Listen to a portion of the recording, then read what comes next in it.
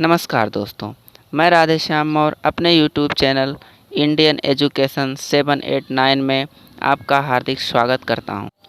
आप लोगों के लिए बहुत बड़ी खुशखबरी है। क्लास 10th के साथ साथ ही क्लास 9th की भी क्लासेस आज से शुरू हो गई हैं। जो लोग नए जुड़े हैं वो हमारे चैनल को सब्सक्राइब करके बेल आइकन प्रेस कर लीजिए, जिससे आने वाले वीडियो का नोटिफिकेशन आपको प्राप्त हो सके एवं वीडियो को अपने दोस्तों में शेयर कर दीजिए। आज हमारा पहला क्लास है जिसमें हम लोग सिलेबस का डिस्कशन करेंगे, यानी विषय सूची जानेंगे हमको क्या क्या पढ़ना है। तो चलिए अपने सिलेबस पर आते हैं। पहला चैप्टर है संख्या पद्धति। इसके अंतर्गत हम लोग पढ़ेंगे 1.1 में भूमिका, 1.2 में अपरिमेय संख्याएं, 1.3 में वास्तविक संख्याएं और उनके दशमलव प्रसार, 1.4 में संख्या रेखा पर वास्तविक संख्याओं का निरूपण, 1.5 में वास्तविक संख्याओं पर संक्रियाएं, 1.6 में वास्तविक संख्याओं के लिए घातांक नियम, 1.7 में सारांश। दूसरा चैप्टर होगा बहुपद।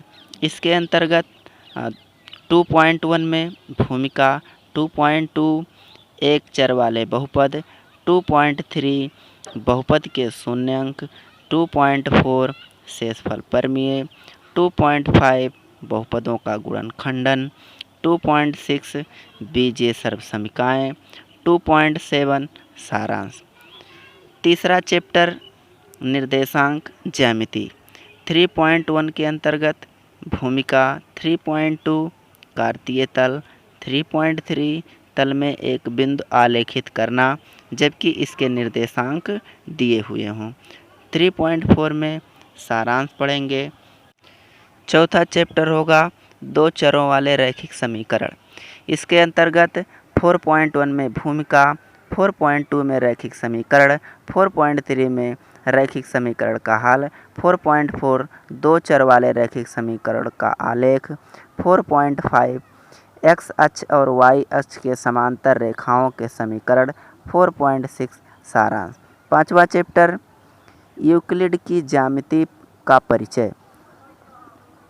5.1 के अंतर्गत भूमिका, 5.2 के अंतर्गत यूक्लिड की परिभाषाएं, अभिगृहीत और अभिधारणाएं, 5.3 के अंतर्गत यूक्लिड की पांचवी अभिधारणा के समतुल्य रूपांतरण, 5.4 के अंतर्गत सारांश। और छठवां चैप्टर होगा रेखाएं और कोण। इसके अंतर्गत 6.1 में भूमिका, 6.2 में आधारभूत पद और परिभाषाएं, 6.3 में प्रतिच्छेदी रेखाएं और अप्रतिच्छेदी रेखाएं, 6.4 में कोणों के युग्म, 6.5 में समांतर रेखाएं और तिर्यक रेखा, 6.6 में एक ही रेखा के समांतर रेखाएं, 6.7 में त्रिभुजों का कोण योग गुण, 6.8 में सारांश। और सातवां चैप्टर होगा त्रिभुज। इसके अंतर्गत 7.1 में भूमिका, 7.2 में त्रिभुजों की सर्वांग समता, 7.3 में त्रिभुजों की सर्वांग समता के लिए कसौटियाँ और 7.4 में एक त्रिभुज के कुछ गुण। आठवां चैप्टर चतुर्भुज से होगा। 8.1 के अंतर्गत भूमिका, 8.2 चतुर्भुज का कोण योग गुण, 8.3 चतुर्भुज के प्रकार, 8.4 समांतर चतुर्भुज के गुण, 8.5 समांतर चतुर्भुज होने के लिए एक अन्य प्रतिबंध, 8.6 मध्य बिंदु प्रमेय और 8.7 सारांश। नौवां चैप्टर समांतर चतुर्भुजों और त्रिभुजों के क्षेत्रफल।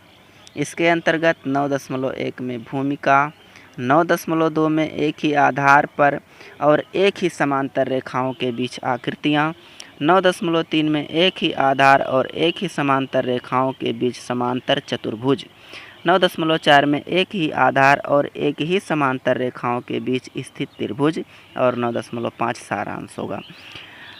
10वां चैप्टर होगा वृत्त।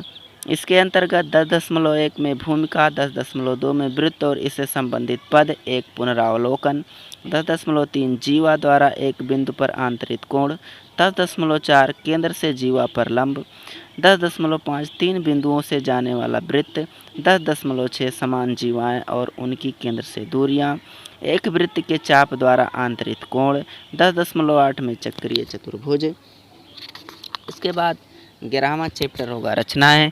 इसके अंतर्गत 11.1 में भूमिका, 11.2 में आधारभूत रचनाएं, 11.3 में त्रिभुजों की कुछ रचनाएं और 11.4 में सारांश। उसके बाद 12वां चैप्टर हीरोन का सूत्र। इसके अंतर्गत 12.1 में भूमिका, 12.2 में त्रिभुज का क्षेत्रफल हीरोन के सूत्र द्वारा ज्ञात करना है, 12.3 में चतुर्भुजों के क्षेत्रफल ज्ञात करने में हीरोन के सूत्र का अनुप्रयोग और 12.4 में सारांश होगा। 13वां चैप्टर होगा पृष्ठीय क्षेत्रफल और आयतन।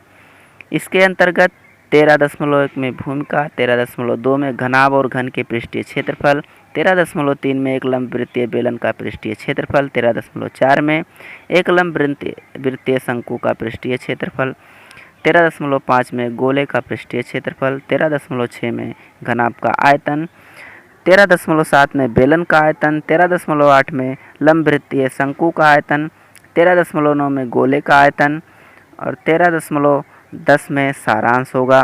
14वां चैप्टर होगा सांख्यिकी।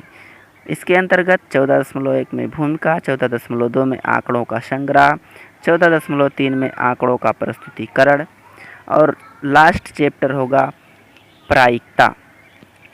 इसके अंतर्गत 15.1 में भूमिका, 15.2 में प्रायिकता, एक प्रायोगिक दृष्टिकोण और 15.3 में सारांश। इस प्रकार हम लोगों को कुल 15 चैप्टर पढ़ना है। कल से क्लासेस प्रारंभ हो जाएंगी, 1.1 से प्रारंभ हो जाएंगी और आप लोग अपने दोस्तों तक ये वीडियो पहुंचा दो जिससे वह भी आसानी से पढ़ सकें। धन्यवाद।